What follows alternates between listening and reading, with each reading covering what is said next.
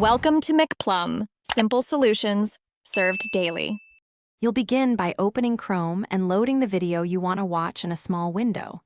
Right-click the video twice, because many sites use a custom menu. This reveals Chrome's native option. Once you see picture-in-picture, click it and the player detaches into a floating window that stays on top. You do this to multitask, watch video while using other apps.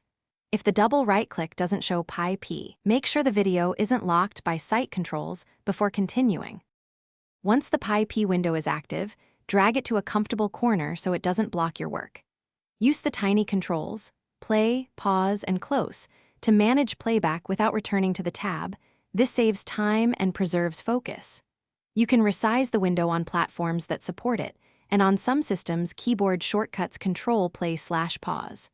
Make sure volume is set in the source tab if audio seems low, because pi-p mirrors the tab's audio rather than having separate volume.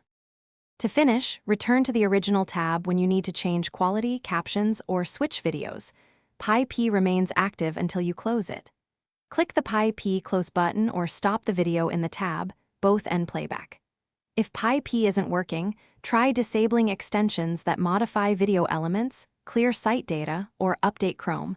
Outdated builds often break features. If you still have trouble, reload the tab and enable pi-p again. This simple reset fixes most transient issues. Thanks for watching. Stay juicy and subscribe.